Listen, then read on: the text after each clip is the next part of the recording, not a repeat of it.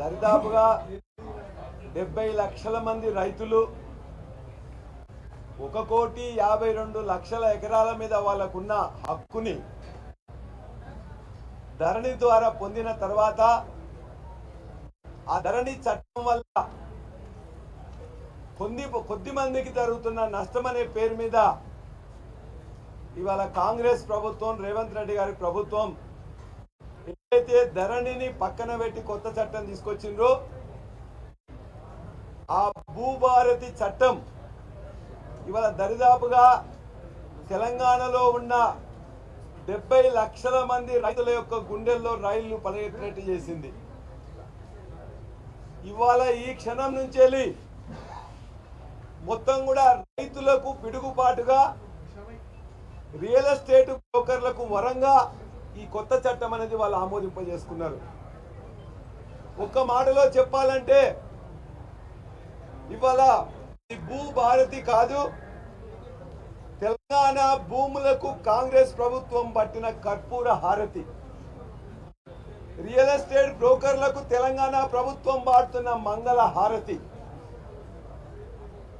ఇవాళ ఇక్కడ ఎంత నష్టం జరగబోతుందనేది రేపటి నుండి వచ్చే 4 సంవత్సరంలో ఈ దుష్ట కాంగ్రెస్ పాలనలో ఇవాళ ఈ చీకటి చట్టం, ఈ భూభారతి చట్టం తీసుకొచ్చిండ్రో ఇది ప్రతి ఒక్క రైతుకి నిద్రలేని రాత్రులు వస్తాయి. గ్రామాల్లో మళ్ళా ఇవాటి నుండి ఈ క్షణం నుంచి వెళ్ళి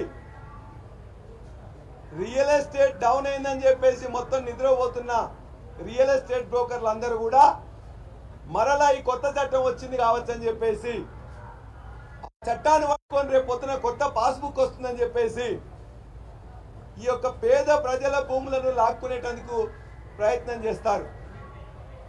ఇవాళ ఈ రాష్ట్రంలో వ్యవసాయ భూమి ఉన్నది 1,60,00,000 ఎకరాలు. 1,60,00,000 ఎకరాల్లో దరిదాపుగా ధరణి ద్వారా 1,52,00,000 ఎకరాలు ఇవాళ రైతుల 70 లక్షల మంది రైతుల్లో నిక్షిప్తమై ఉన్నది. ఇవాళ వాళ్ళు ధరణి పాస్బుక్ వచ్చిన తర్వాత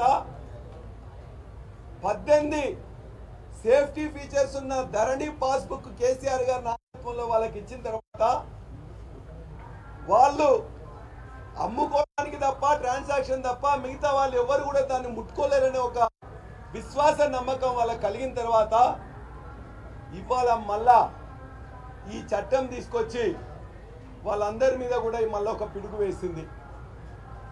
వాళ్ళు ఎంత దుర్మార్గం అంటే దరిదాపుగా ధరణి గురించి వాళ్ళు చాలా లేని కూడా మొత్తం కల్పితాలు కూడా ప్రచారం చేస్తున్నారు. ఒక కుక్కను చంపాలంటే పిచ్చి కుక్క అని చెప్పేసి దాన్ని చంపుతారట గ్రామాల్లో. ఎక్కడన్నా ఏమైనా తప్పు జరిగినట్లయితే ఆ తప్పును సరిదిద్దడానికి ప్రయత్నం చేయాలి.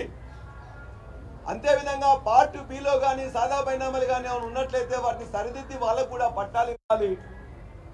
అంతేగాని ఒక గుడిసెల్లో ఎలుక దూరితే ఆ ఎలుకను పట్టుకోవడం చేతగాక గుడిసెను కాలబెట్టుకున్నాడు వెనకటి కొద్దిమంది. దాని చందంగా ఉన్నది. ఇవాళ ఎంత దురదృష్టకరం అంటే భూమికి ఇవాళ ఉన్న గ్రామీణ ప్రాంత ప్రజలకి ఎంత అవినాభావ సంబంధం ఉందంటే ఈ దేశంలో ఇక్కడ జరిగిన పోరాటాలు ఎక్కడ జరగలే. తెలంగాణ సాయుధ పోరాటంలో 4,000 మంది అమరులైతే ఆనాడు ఆ పోరాటం వల్ల 20 లక్షల భూమి అనేది మొత్తం కూడా వాళ్ళకి రావడం జరిగింది. వినోబా భావే గారి భూదానోద్యమం వల్ల కూడా కొంత భూమి అనేది ప్రజలకు దక్కింది. నక్సలైట్లు ఆనాడు నాకు ప్రాణం పోయినా పర్వాలేదు దున్నేవానికే భూమి దక్కాలని చెప్పేసి అంటే కొంతమందికి భూమి దక్కింది. 1971లో చట్టపరంగా మొట్టమొదటిసారి పివి నరసింహారావు గారు సీలింగ్ యాక్ట్ రావడం వల్ల మళ్ళా కొంతమంది ప్రజలకు భూమి దక్కింది. ఒకనాడు తెలంగాణలో జమీందారుల దగ్గర, భూస్వాముల దగ్గర, ఆసాంల దగ్గర, నవాబుల దగ్గర, వారి యొక్క అనుచరుల దగ్గర ఉన్న భూమి అనేది ఈనాడు 93% భూమి, తెలంగాణలో 93% భూమి బడుగు బలహీన వర్గాలు, దళితులు, గిరిజనులు, ఇవాళ బహుజనులకు దక్కింది. 93% భూమి ఇవాళ 5 ఎకరాల కంటే తక్కువ ఉన్న చిన్నకారు రైతుల దగ్గర ఉన్నది. మిగతా 6% 10 ఎకరాలు 5 నుండి 10 ఎకరాలు 6% కింద ఉన్నది. ఇవాళ భూమి వికేంద్రీకరణ జరిగింది.